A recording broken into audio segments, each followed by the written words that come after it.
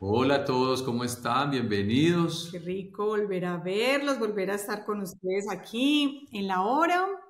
Feliz, ¿Por qué le sopló? porque tenemos nuevas personas en la cuenta y muchos no tienen ni idea de qué se trata, la hora qué. Es Entonces aquí verdad. les voy a soplar. Esta es la hora feliz. Así le decimos a este momento tan importante, tan esperado de la semana, donde tenemos historias hermosísimas, donde nos llenamos de esperanza, donde descansa el alma, dice uno, sí se puede lograr. Bueno, eso es un carrusel de emociones muy hermoso. Por eso es la hora feliz, porque a pesar de que vemos que es una tribulación, termina en un final feliz, que es esa manito de Dios ahí en la vida. Y hoy estamos muy contentos porque nos han escrito que quieren testimonios de jóvenes, porque hay mamás y papás que de pronto creen que ya no hay esperanza con sus hijos, o que por qué tan difícil con los hijos, o chicos que dicen, es que seguir a Dios en la Iglesia Católica es difícil, es aburrido. Entonces estamos muy contentos porque hoy tenemos una invitada supremamente especial que está, que está haciendo cosas muy lindas en las redes sociales. Imagínense Entonces, que yo venía conociendo una cuenta en Instagram que se llama Apologéticos con K, Apologéticos. hermosa. Y resulta que yo decía, qué belleza esta cuenta. Y una amiga de nosotros muy cercana me dijo, Alex, tienes que tener este testimonio, es hermosísimo. Yo le dije, ¿de quién? Alejandra, la de Apologéticos. Yo le dije, ay, no puede ser.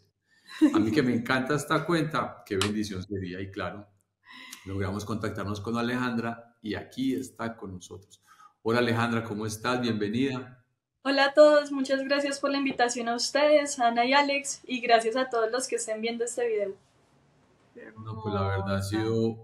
es un placer tenerte y bueno, yo por ahí me enteré de cositas de este, de este apostolado que tú tienes en redes, pero no me voy a adelantar para que tú lo vayas contando a medida que vas avanzando en tu historia. Entonces, bueno, primero, este espacio es para ti, este espacio es tuyo. Siempre les pedimos a todos que comencemos con una oración y le pedimos a nuestro invitado que si quiere, la hagas.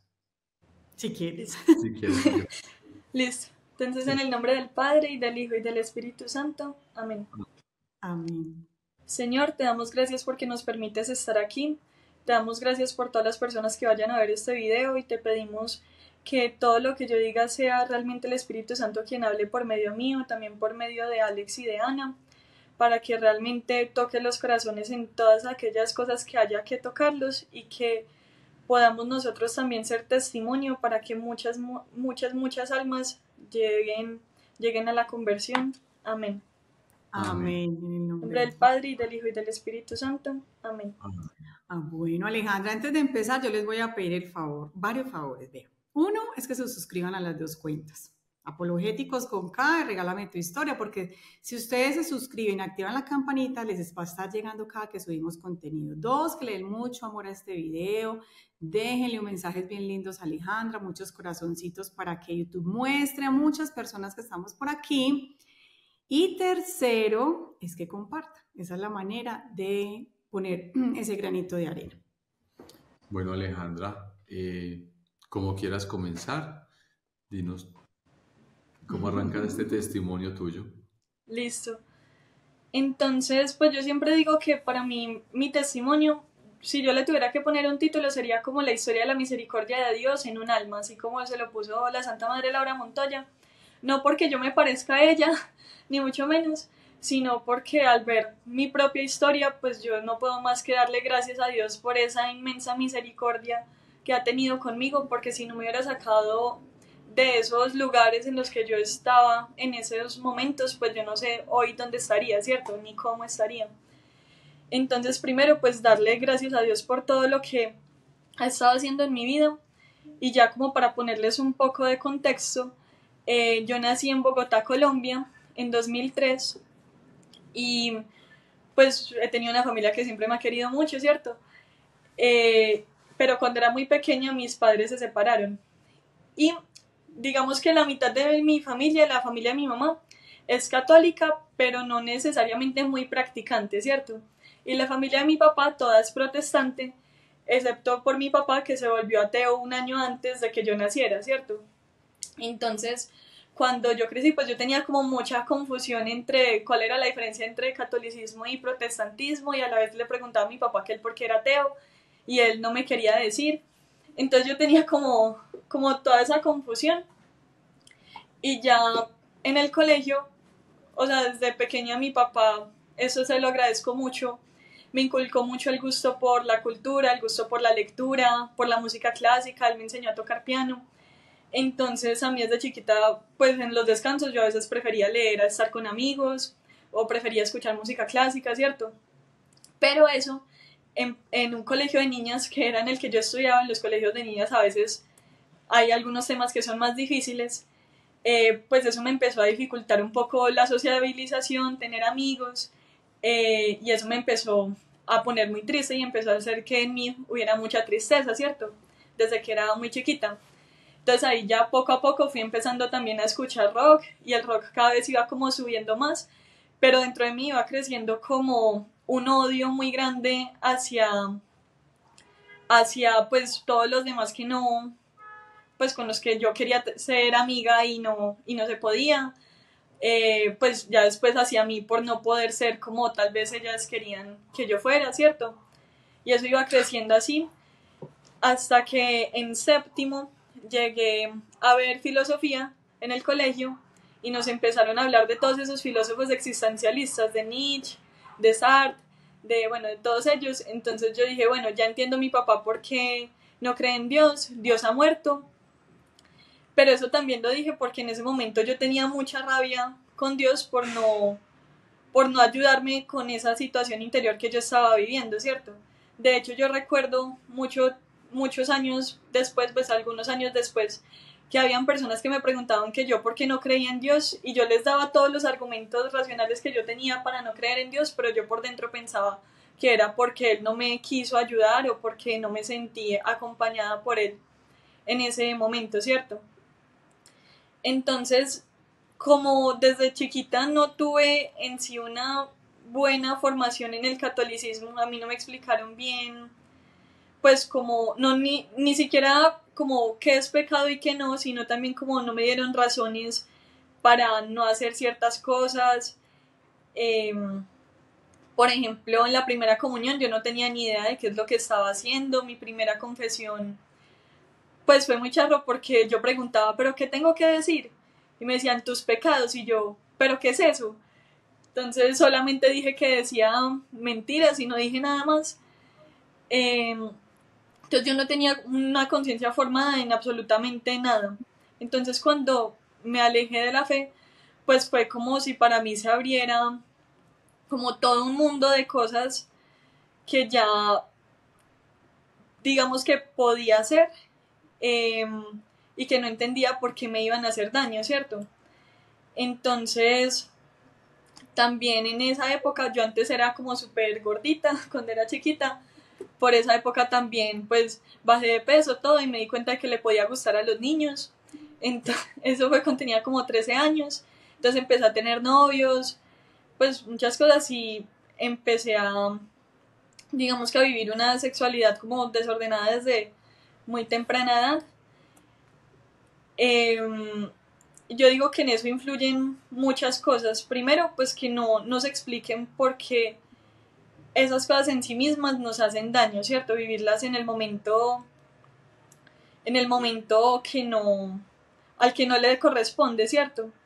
Pues yo pensaba que era solamente como pasarla bueno y ya, pero no entendía que eso iba calando como un vacío cada vez más grande en mi corazón y que no me hacía daño solamente a mí, sino que también le hacía daño a las otras personas.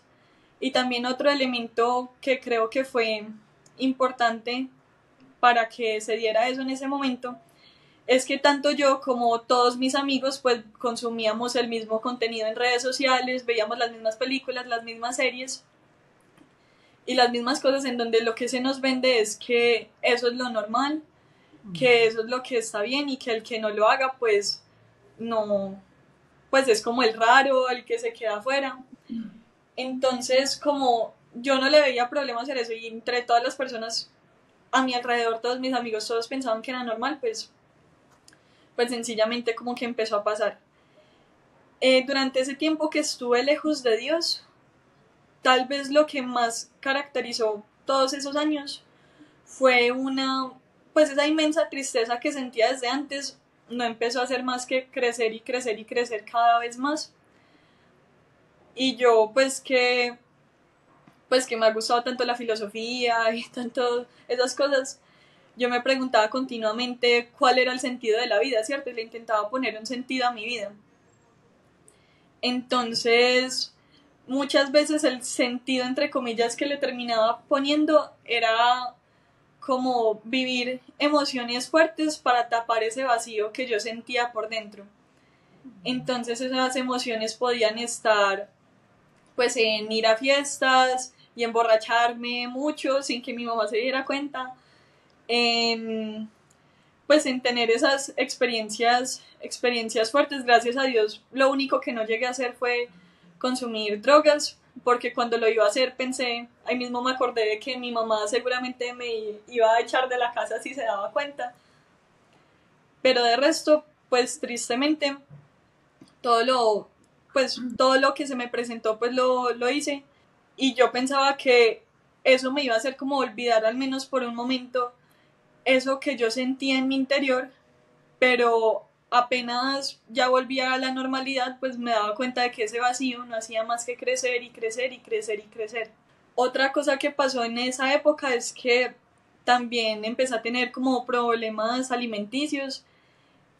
Gracias a Dios no escaló como a un nivel más grave, pero yo sí tuve varios meses en los que le contaba las calorías a todo. Yo todavía me acuerdo de las calorías que tiene un pollo, que tiene una papa.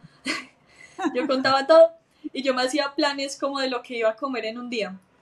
Entonces decía, bueno, hoy voy a comer 500 calorías, mañana 300, pasado mañana 400 y así, y así. Y si un día ya me pasaba pues más de lo que me había propuesto comer, pues la solución era ir y vomitarlo y ya, ¿cierto? Y pues como que el vacío y la tristeza en mi interior eran tan, pero tan grandes que ya a veces yo pensaba que tal vez esa era como una forma más lenta como de morirme, ¿cierto? Pensaba mucho en quitarme la vida, cosas así. Gracias a Dios nunca llegué a intentarlo, aunque de verdad sí lo pensé en muchos momentos. Pues bueno, eso era como más o menos quién era yo en ese momento. Yo siempre he sido también una persona muy contemplativa, me ha gustado mucho el arte, la música, pues como la naturaleza, ver paisajes, ¿cierto? Y había momentos en los que yo veía un paisaje o escuchaba una pieza muy hermosa o cosas así, y yo pensaba, wow, esto es hermoso, pero está vacío, no tiene sentido. Y así como esto no tiene sentido, pues tampoco importa si yo existo o no existo, y ya. Entonces, eh, esa tristeza como tan profunda fue lo que caracterizó más que todo esos años que estuve lejos de Dios. Y otro elemento es que también yo me justificaba racionalmente pues mi ateísmo, ¿cierto? Entonces yo buscaba todos esos argumentos para decir que Dios no existía, y cuando un compañero mío en clase o algo yo veía que de pronto estaba dudando de si Dios existía o no existía, yo iba y le contaba y le daba todos los argumentos para decir que Dios no existía. Y yo también pensaba que los que creían en Dios eran personas que no pensaban, eh, que no tenían que no tenían argumentos, que no leían, que no sabían nada. Y bueno, esa era como más o menos, así resumidamente, quién era yo antes, y las Alejandro. cosas siguieron así hasta finales de 2019, cuando mi mamá empezó a tener problemas con mi padrastro, ¿cierto? Tú eres hija única. No, cuando mis papás se separaron, los dos se volvieron a casar y cada uno tuvo un hijo por su lado, ¿cierto? Mis hermanitos. Sí. Ah, ¿Y tú ok. cuántos años tenías en ese momento, De pues, toda esa oscuridad. de este tiempo que nos estás contando? Eso fue de los 13 a los 17. Ok, Ay, una época, una edad difícil, fuerte y Sí, decisiva para la vida del ser humano. sí, claro. claro, pues sí, a mí me dio muy duro esa edad, y a mis papás también, pues.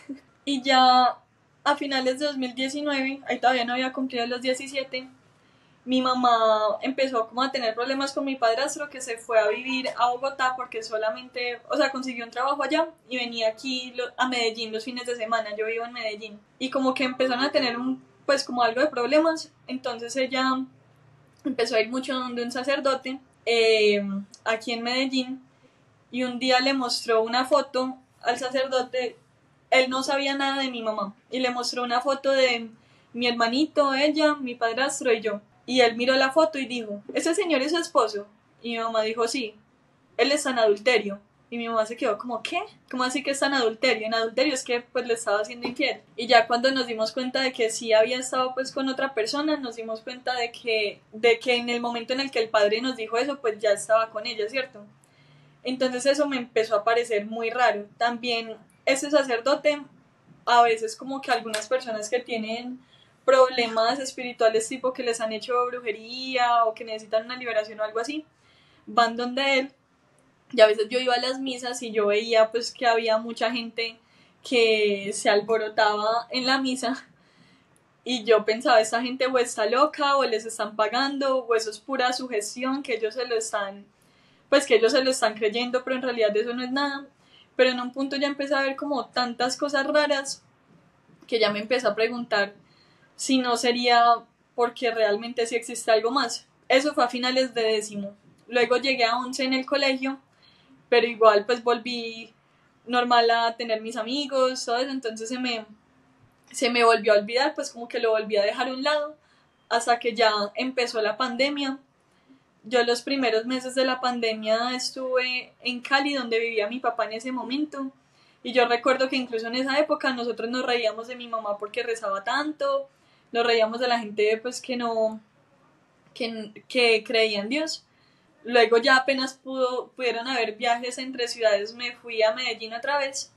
Y cuando llegué, pues mi mamá seguía, o sea, se seguía acercando mucho a Dios, ya se había separado de mi padrastro y ya estaba empezando a hacer el rosario todos los días, estaba yendo a grupos de oración, seguía yendo a misa donde este sacerdote. Y eso fue muy importante para mí porque en esos círculos en los que ella estaba, pues yo empecé a conocer personas que realmente eran coherentes, algo que la verdad yo nunca había visto realmente, porque cuando era chiquita una de las cosas que me hizo también alejarme de Dios fue que cuando me decían que una persona era muy de Dios, pues yo la veía y era muy materialista, pues o pensaba mucho en marcas, o no veía que fuera coherente del todo, o veía que hablaban mal de otras personas. Entonces, pues empezar a conocer personas realmente coherentes, pues fue muy importante para mí en ese momento, y además personas que no creían por creer, sino que tenían más conocimiento de la fe, que tenían más razones, que podían responder a las preguntas que yo tenía. Ya en un momento pues como que otra vez empecé a ver tantas cosas y empecé a ver toda esa parte de la coherencia, que sí podía ser razonable creer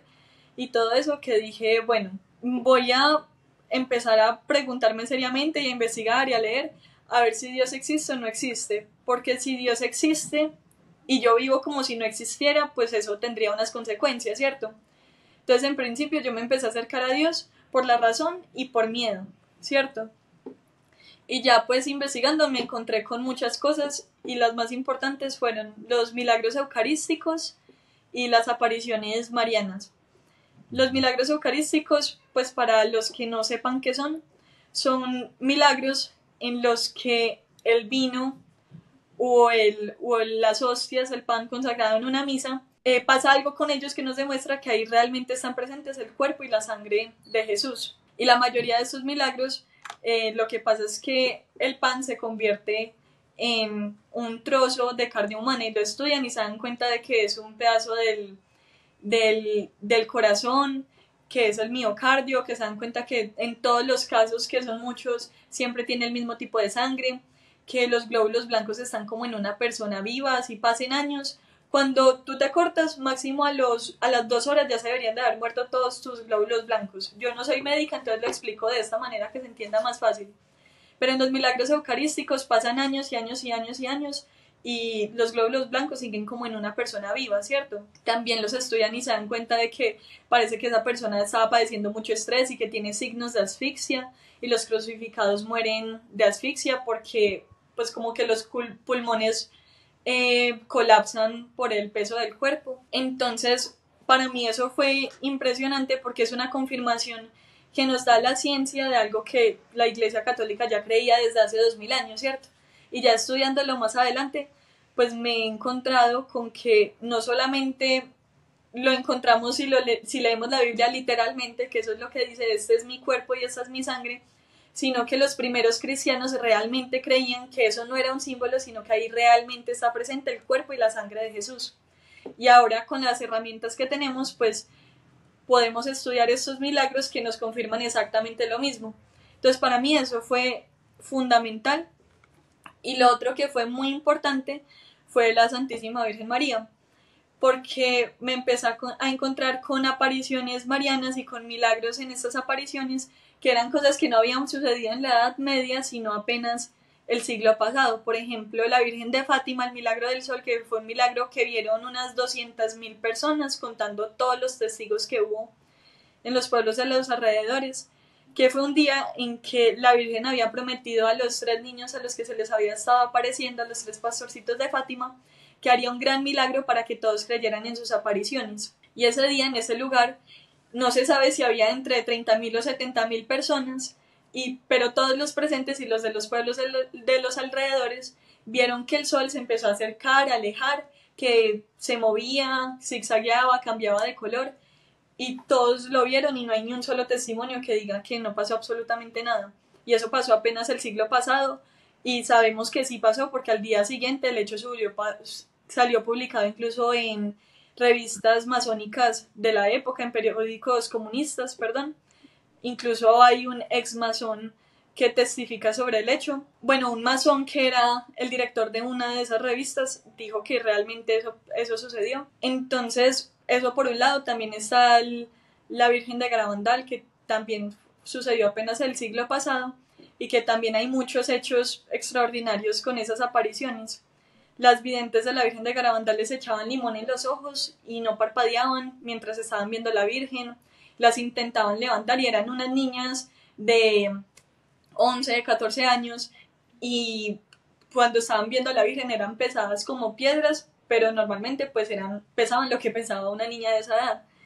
Y también está lo que le dicen el milagrillo, que fue un día en que la Virgen dijo que iba a hacer un milagro, y fue un milagro muy pequeño, por eso le dicen milagrillo, que fue que una de las niñas, en Garabandal a veces iba un ángel a darle la comunión a las niñas, ¿cierto? Pero nadie la veía. Y el milagrillo fue que la comunión apareció en la boca de una de las videntes, y eso está incluso grabado, pues hay videos y fotos de ese momento. Entonces para mí encontrarme con la Eucaristía y con la Virgen María fue muy importante, porque antes yo decía que si yo volviera a creer en Dios y si volviera al cristianismo, pues habría sido protestante, porque Dios no podía tener una iglesia que estuviera tan manchada con las riquezas, con las cruzadas, con la Inquisición, que esa no podía ser la iglesia de Jesús. Pero al encontrarme con estas dos cosas, pues dije, ¿dónde más puedo encontrar a la Eucaristía y a la Virgen? Solamente en la Iglesia Católica. Entonces, este es como un sello de autenticidad que Dios le pone a esta iglesia. Y ya, pues muchas cosas con las que antes no estaba de acuerdo, que no entendía, pues con el paso del tiempo ya las he estudiado y las he entendido mucho mejor. Entonces, así fue como dije que ya creía en Dios. Ya solo faltaba como dar los pasos para en realidad empezar a vivir nuevamente, pues o por primera vez bien, esta vida de fe. Yo ya les dije que yo ya había hecho la primera comunión, yo ya estaba bautizada. Entonces yo le pregunté a ese sacerdote que les digo que le dijo lo de la foto a mi mamá, que hacía estas misas. Él ya se había vuelto muy amigo de nosotros y él venía casi cada semana a almorzar a la casa, y yo le tenía una lista con todas las preguntas que tenía. A veces era para acorcharlo, a veces eran preguntas sinceras. Y yo me acuerdo de la última pregunta que hice, pues que para mí fue muy especial, porque era un argumento que yo tenía para decir que Dios no existía, que era que la perfección se representa como con una esfera, ¿cierto? Porque sin importar por donde tú la mires, es algo que no tiene cambio, que es igual por todos los lados. Entonces, si Dios es perfecto, el por qué tuvo un cambio, el por qué decidió crear, o por qué tuvo el deseo de crear el mundo. Y si tuvo un deseo o un cambio, entonces no es perfecto y entonces no es Dios. Ese era el argumento uno de los argumentos que yo tenía. Y cuando el padre me respondió, fue una respuesta que yo no me esperaba, que no entendí en ese momento, pero que para mí, por alguna razón, lo cambió todo. Yo le hice esta pregunta y él me dijo, no, es que lo que pasa es que Dios creó el mundo por amor.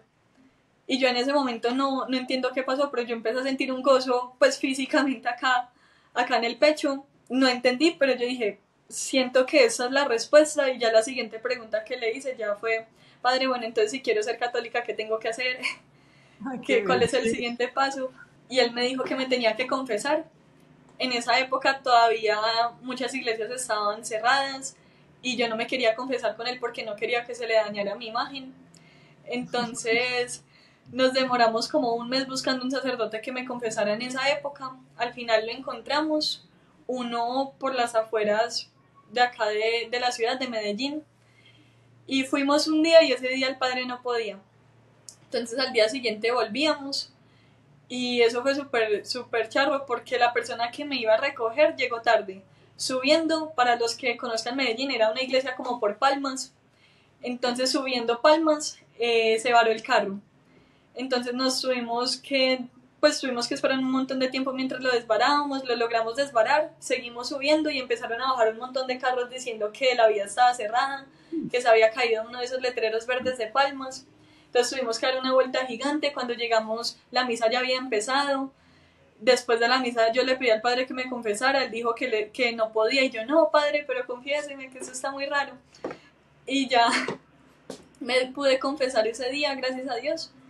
Fue una confesión pues como de 10 páginas de cuaderno y eso fue el día de la Virgen del Carmen de 2020, el 16 de julio. Y al domingo el padre, él sé que ya era amigo de nosotros, me había dicho que me iba a dar como mi primera comunión sabiendo lo que yo estaba haciendo y cuando acabó la misa dijo que él había hecho la novena a la Virgen del Carmen con unos escapularios y que cuando acabó la novena un escapulario había quedado oliendo a rosas, que en ese momento ya no estaba oliendo a rosas, pero que yo supiera que el que me iban a dar a mí era ese escapulario que había olido a rosas. Y cuando me lo fueron a dar estaba oliendo impresionante y yo se lo mostraba a todo el mundo y a todos les olía, no era que el padre y yo estuviéramos locos. Y pues todavía lo tengo, ya se van a cumplir 4 años y no es que huela siempre o que oliera mucho al principio y que después se fuera el olor como si le hubieran echado algo, sino que es muy particular porque huele en momentos muy específicos cuando pasan cosas como relacionadas con mi vida, ¿cierto? Entonces, por ejemplo, había una época en la que yo estaba yendo mucho a meditar la pasión de Jesús en el Santísimo y cada que llegaba a mi casa estaba oliendo a rosas impresionante. O han habido momentos en que, no sé, estoy triste y llego a mi casa y está oliendo. Y yo he hecho el experimento de si huele cuando no hay nadie en la casa, o sea, yo soy la más escéptica con todas las cosas que me pasan, ¿cierto? Entonces para mí eso fue muy bonito porque como ya les dije, yo me acerqué a Dios por el miedo y por la razón. Pero ya con este regalo de primera comunión que me dio la Virgen, ya entendí más la parte del amor de Dios, que todo eso que nos dice el Evangelio, que por uno que se convierte hay más alegría en el cielo que por 99 justos, esta parábola del hijo pródigo, ahí ya empecé a entender más esta parte del amor de Dios. Y durante estos 4 años, pues el proceso ha sido de ir conociendo más a Dios. También otra cosa que olvidé decirles es que gracias a Dios mi conversión fue tumbativa, como dicen, fue como dicen la caída del caballo de San Pablo, porque había muchas cosas que yo hacía muy malas o con las que yo estaba de acuerdo, pero Dios me dio la gracia sencillamente de renunciar a todo inmediatamente sin tener luchas. Pues la verdad yo no tuve luchas con los temas de la sexualidad, por ejemplo, absolutamente nada, o sea, eso fue, creo en Dios ya. Inmediatamente se fue todo. Muchas cosas que yo no entendía, yo pensaba como, bueno, Dios existe y su iglesia es la iglesia católica. La iglesia dice esto, entonces conclusión, ahora yo también voy a cambiar eso, ahora yo también voy a estar de acuerdo con eso. Pero durante ese tiempo pues ya he entendido las razones para todas esas cosas. Y bueno, esa es como la primera parte del testimonio. Luego hay una segunda parte que empieza... Estoy enamorado de este testimonio, está muy hermoso. Yo me pongo a pensar, ahorita que hablabas de los milagros eucarísticos, si no hubiera nada allí, ¿por qué entonces se la roban? ¿Por qué por qué profanan los templos, por qué los satánicos van y hacen cosas en ellas y ahí no hay nada, por qué pierden tanto el tiempo haciendo eso en un pedazo de galleta, como lo llaman, ¿cierto? Sí. Siempre me pregunto eso. De hecho, yo ayer estaba viendo un video de un sacerdote que dice eso. Decía en una homilía, pónganse a pensar esas personas, los que son, pues, los llamamos los hermanos separados o esperados, ¿por qué, o los satánicos, ellos, por qué se roban una hostia en una iglesia católica? Ellos, ¿porque no se van para otros Y la compran en la lugares? tienda. Porque no van exactamente, si no creen en Dios, ¿por qué se van y se meten allá? Porque tienen que profanar los templos. ¿Por qué pasa esto? Porque ellos saben que se la tienen que robar consagrada. ¿Por qué? ¡Oh! No sabemos por qué, ¿cierto? Bueno, dejemos que Alejandra siga con su testimonio. No, y eso es totalmente cierto y es algo muy raro. O sea, si ustedes ven, pues muchas veces yo me he puesto a pensar y todos los ataques más graves son contra la iglesia y específicamente contra la Eucaristía. Entonces es como que el demonio pues la odia tanto que a todos nuestros enemigos los manda justo a profanar estas hostias consagradas. Y para los hermanos separados que estén viendo este video, pues, o sea, les digo sencillamente lo que dije ahorita. Yo creo firmemente en la Eucaristía y la verdad no creo que haya nada que me pueda hacer cambiar de opinión, porque de la interpretación más literal de la Biblia pues es lo que sale, y de una interpretación analógica mirando, no sé, con cosas que había en el Antiguo Testamento, todo eso también, o sea, nos está diciendo que ahí realmente está presente el cuerpo de Jesús y no hay forma de interpretarlo como si fuera un mero simbolismo. Luego, si vemos los textos de los primeros cristianos, de los primeros padres de la iglesia, lo que encontramos es que los impíos eran aquellos que no creían en la Eucaristía. Esto lo dice San Ignacio de Antioquía, que era discípulo directo, no recuerdo si era de San Pablo o de San Juan Apóstol, sí, pues por allá en el siglo I. Y ahora con los milagros eucarísticos pues se nos reconfirma esa verdad que ya estaba contenida, digamos, en el magisterio de la iglesia, que son las Sagradas Escrituras y la tradición. Y bueno, ya la segunda parte del testimonio comienza a principios de 2022, cuando pues yo, porque quería entender un poco más qué es lo que Jesús había hecho por nosotros, le empecé a pedir la gracia de que me ayudara a meditar mejor su pasión, ¿cierto? A leer más sobre ella, a interiorizarla más, porque nosotros muchas veces nos dicen, ay, Jesús murió por ti en la cruz, pero eso no te dice nada, tú tienes que meterte más como a meditar profundamente para realmente entender un poquitico más qué es lo que eso significa. Entonces durante esa cuaresma pues estuve pidiendo mucho eso, y a finales de ese año hice una misión con mi grupo de oración que se llama Juventus Christi. Es un grupo para todas las edades, pero somos más que todo jóvenes. Estamos en Medellín y hicimos una misión a Fusagasugá, que es como una ciudad que queda cerca de Bogotá. Y en la misión el primer día era ir y contar nuestro testimonio en un colegio. Para mí fue muy fuerte porque habían unas historias muy, muy pesadas que contaban los niños después de que nosotros contáramos el testimonio. Y de ahí salimos a una iglesia en la que teníamos que esperar como 2 horas al sacerdote que nos estaba acompañando, no recuerdo el que tenía que hacer, y yo me entré al Santísimo, ahí había una capilla del Santísimo, y yo entré y me puse a llorar muchísimo, entonces me tocó salirme de la capilla, me calmé, luego volví a entrar y me volví a poner a llorar, y ahí sí ya no fui capaz de calmarme, entonces me tocó hacerme en una parte lejos donde nadie me viera, y yo lloraba y lloraba y lloraba y lloraba y lloraba, y no era capaz de calmarme, y era porque yo sentía muy fuertemente que Jesús tiene sed de almas, pues que esas palabras de Jesús de tengo sed no eran solamente esa sed física, que es claro que la tenía, porque cuando tú pierdes mucha sangre pues lo primero que sientes es una sed muy, muy grande, ¿cierto? Entonces no era solamente esa sed física, sino sobre todo una sed de almas y de que todos se salven, ¿cierto? Entonces yo sentía muy fuertemente eso, que Jesús tenía esa sed de almas y que la gente también tiene sed de Dios, pero no lo saben, y que no hay suficientes personas que estén ahí encargados de llevárselos. Y que yo quería ser una de esas personas que dedicara toda mi vida a eso. Ya cuando me logré calmar, que de hecho fue porque el padre le tocó irme a regañar porque yo no era capaz de calmarme, ya yo empecé a sentir una especie de certeza que la siento hasta el día de hoy, que es que lo que yo quiero realmente en mi vida es dedicarme a llevarle esas almas a Jesús. En ese momento yo estaba estudiando Derecho y seguir estudiando Derecho se hizo muy difícil porque yo pasaba del domingo de leer Mariología o de leer algún tema así que me pudiera como ayudar a aprender sobre apologética o algún tema así, que ahorita vamos a hablar un poquito sobre qué es la apologética, y a pasar el lunes a 6 de la mañana clase de Derecho Procesal.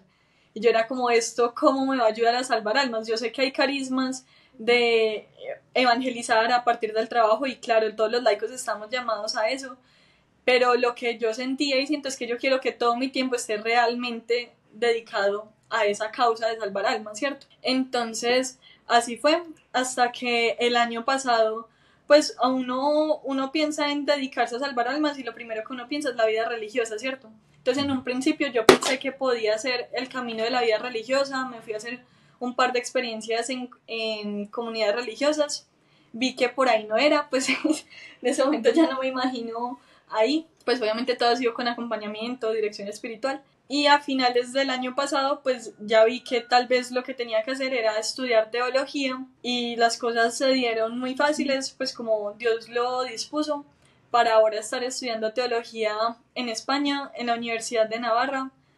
Hasta el momento pues me ha encantado, veo que ahí realmente sí es. Y ahora hay una tercera parte del testimonio, que es la que tiene que ver con la apologética, que pues aquí me devuelvo un poquito como esos inicios de mi conversión. Como les dije, pues como ya les conté, yo era atea y mi papá también era ateo y mis amigos eran ateos. Entonces cuando yo empecé a acercarme a Dios, yo tenía muchas preguntas y yo empecé a estudiar apologética, que es defensa de la fe.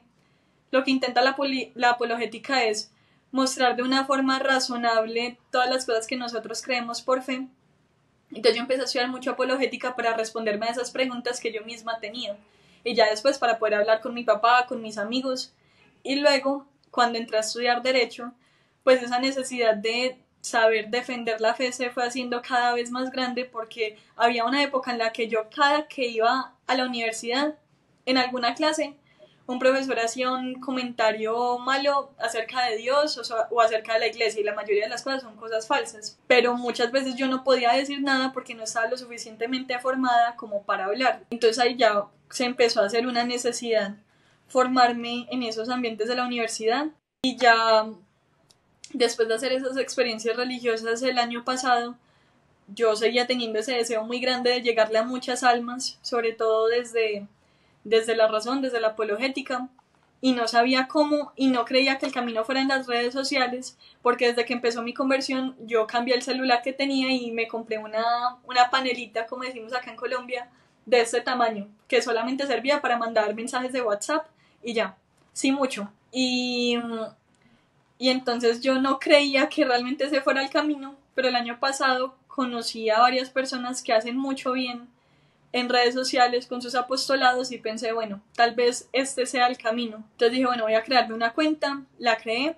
Al principio tenía 100 seguidores que eran los amigos de mi mamá y ya. Muchos amigos. Sí, sí, ella tiene muchos amigos. Entonces al principio eran solo los amigos de mi mamá. Cuando un día estaba en el Santísimo y sentí que Jesús me dijo en el Santísimo que hiciera un video sobre él en la Eucaristía. El primer video de todos lo subí el 31 de octubre y por ahí a las 2 semanas fue que pasó esto del Santísimo. Entonces yo dije, bueno, voy a hacer un video sobre milagros eucarísticos. Lo hice y así pasé de 100 a 2000 seguidores. Y yo, bueno, parece que esto está creciendo, bueno. Y en diciembre, el 8 de diciembre, el día de la Inmaculada Concepción, hay algo que sale de las revelaciones de la Rosa Mística que se llama la Hora de la Gracia, que dice que todo lo que tú pidas, yo creo que es entre 11 y 12 del día, ¿cierto?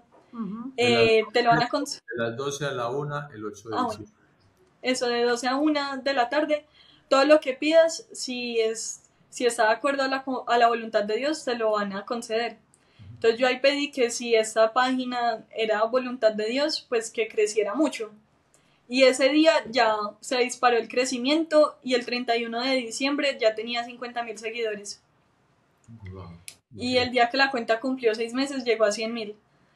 Entonces, pues para mí ha sido muy lindo estos meses que he estado aprendiendo. Yo la verdad no sé nada de marketing, de publicidad, de edición, ha sido todo lo que he ido aprendiendo como sobre la marcha, pero ha sido muy lindo ver cómo a partir de uno, pues que uno no es nada ni sabe nada, pues Dios puede hacer tanto en la vida de varias personas, y con que a una persona le toque o le cause por lo menos una inquietud que después lo pueda llevar a la conversión, ya con eso es suficiente. Entonces, sí. Y abriste también Bueno. canal en YouTube. Sí, estoy en Instagram, en TikTok, en Facebook y en YouTube. Y en todas te llamas igual, Apologéticos con K. Sí. Ok, sí que no la van a buscar apologéticos con C, No. porque no la van a encontrar, es con K, Y ahí sale tu apologéticos. carita, ¿no? No, pero No, no, no es un logo como naranja. sí. Ah, bueno, bueno, bueno. No, pero qué belleza, me quedó.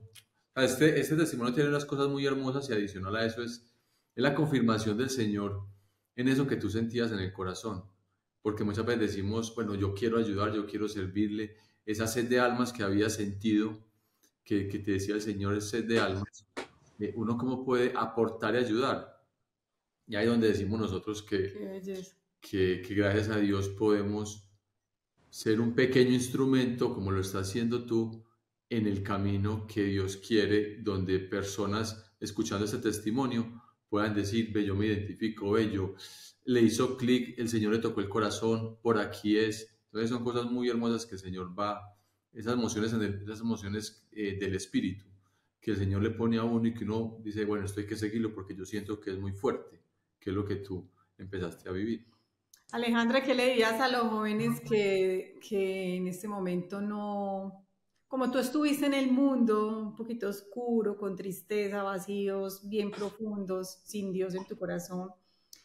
¿Qué les puedes decir a los jóvenes que les da de pronto flojera, pereza, que creen que es aburrido? ¿Cómo cambió tu vida? O sea, Si no, yo, primero, o sea, sí hay razones para creer y termina siendo más razonable creer que no creer. Pues muchas veces hay jóvenes amigos que yo tenía, ¿cierto? Que creen que no, que para ser inteligentes entonces voy a ser ateo, ¿cierto? Pero en realidad, pues el ateísmo es algo más como de ideas, es más como de filosófico, por así decirlo, que científico, ¿cierto? Entonces, primero, o sea, investiguen, estudien, que de verdad, con las cosas con las que uno se encuentra, pues no se puede imaginar. Segundo, pues me acuerdo de un amigo al que una vez yo estuve mucho tiempo como hablándole de apologética, dándole las razones, y él al final me dijo, Aleja, ¿sabes qué? Si creo en Dios, me convenciste, Dios sí existe, pero me da pereza, ¿cierto? mm, Le daba pereza tener que vivir en castidad, le daba pereza tener que ir a misa, hacer todas esas cosas que al principio, pues no lo voy a negar, en mi caso fue muy fácil, pero para la mayoría de personas puede ser difícil, ¿cierto? Pero ya con los amigos que tengo ahora y pues en mi propio caso, pues yo puedo decir que aunque las cosas cuesten al principio, después vale totalmente la pena, porque cuando nosotros estamos lejos, nosotros podemos pensar que no me voy a divertir si no es con trago, ¿cierto? O no voy a estar bien si no es de esta manera o haciendo esto, pero esas cosas nos hacen esclavos y van haciendo que ese vacío que tenemos vaya creciendo más y más y más y más en el corazón. En cambio, esas otras cosas, pues, o sea, alejarse de esos ambientes, dejar esos vicios, son cosas que cuestan, pero que después la libertad interior que te da, pues, es impresionante. Y no estoy diciendo tampoco que con Dios ya dejes de sufrir, o sea, no es que se deje de sufrir, sino que todos tus sufrimientos, las cosas que vas viviendo ya cobran un sentido. A mí me parece muy hermoso del catolicismo, que es la única religión, ni siquiera los protestantes tienen eso, es la única religión que le da un verdadero sentido al sufrimiento y en la que tú puedes unir tu sufrimiento a los sufrimientos de Jesús. Entonces ya es un sufrimiento que se vuelve redentor, ¿cierto? O sea, entender cómo, o intentar entender ese sentido profundo del sufrimiento que nos da el catolicismo es algo verdaderamente hermoso. Entonces, no sé, les diría eso. qué belleza. Qué hermosura. Yo te quería preguntar algo, Alejandra, y es, en este momento, entonces, ¿cómo es, pues, en qué posición están tus padres frente a lo que tú estás haciendo? Pues tu mamá nos habías dicho que tu mamá se volvió muy católica, de rosario, de Eucaristía, ¿cierto? Así es hasta Sí. ahora. En este momento, pues no entienden al 100% el que yo esté estudiando teología, el que yo quiera realmente dedicar mi vida a esto, más que a ser abogada. Pero pues finalmente yo creo que han podido ver como que es una confirmación que este sí es el camino con el crecimiento que ha tenido la página. Yo creo que esa es como la confirmación que ellos han podido ir viendo en ese tema. Qué belleza. Qué belleza. Por eso hay que apoyar bastante a Alejandra en Apologéticos, porque así como a veces dedicamos nuestro tiempo a ver algo de basurita por ahí, qué rico que apoyemos estos espacios que son para crecer espiritualmente y sobre todo que tú puedes llevar muchas almas jóvenes a Dios. Porque digamos que es más común encontrar personas ya de edad, que es cierto, que están como dedicando su tiempo a orar, bueno, pero jóvenes dedicados a tocar almas jóvenes, esto sí hay que aplaudirlo, hay que apoyarlo, hay que orarlo. Entonces acá ya cuentas con un par de De fans. seguidores. Tanto en Instagram, pues que yo ya te vengo siguiendo hace mucho rato, como también en YouTube. Suscribirnos al canal. Esa es la invitación a todos para que se suscriban al canal de Apologéticos de Alejandra. Recuerden, Apologéticos con K, pues porque sí, cómo no apoyar estas iniciativas tan hermosas? Y donde uno también aprende, donde se forma, donde entiende de la fe. Bueno, yo porque estoy en la Iglesia Católica. Bueno, y la verdad esto sí es cierto, esto no es cierto. Pero cuando hay argumentos verídicos, históricos, científicos, que uno dice, porque mucha gente dice, no, es que fe y razón se contradicen, y no es así. Entonces, cuando usted conoce de esto, es donde usted realmente empieza a decir, hombre, quiero aprender más y seguir este tipo de iniciativas. Mejor dicho, es lo mejor que podemos hacer. Ay, Alejandra, no, te deseamos mucha suerte, de verdad, que el Señor, ese propósito que puso en tu corazón, pues derrame muchas gracias sobre él, para que seguro vas a ser una santa. Una santa. Divina, una santita. Ay, no, divina. Yo la he escuchado hablar y veo a Carlo Acutis. Ay, qué belleza. Ah, para que vea. Hay que pedirle a la intercesión de los Preciosa. santos. Por ahora muy lejos, pero bueno. Es un camino. No, Es no. un camino que acaba el día que nos muramos. Exactamente. Bueno, entonces esperamos que le den mucho amor al video, que lo compartan mucho, mucho, mucho, mucho, que se suscriban a ambos canales y que lo compartan bastante y que dejen mensajes bien hermosos. Alejandro, un abracito grande, Dios te bendiga, muchas gracias, sigue adelante, con esa fuerza, con esa hermosura que se siente en tu voz, en tu rostro, pues cuando uno te ve, realmente uno va ahí como reflejado al Señor, en tu mirada, en tu voz, en la forma como hablas, como cuentas las historias, Él está ahí, definitivamente. No, muchas gracias a ustedes por la invitación, también por este apostolado que ustedes hacen, pues que también ya llega a muchas personas. Entonces muchísimas gracias y que Dios los bendiga, y también a todos los que vieron este video, pues gracias por haberse conectado. Claro, pues un abrazo muy grande a todos, Dios los bendiga, y bueno, no se le olvide dejarle un bonito mensaje a Alejandro. Chao, Dios los bendiga a todos. Chao. Chao.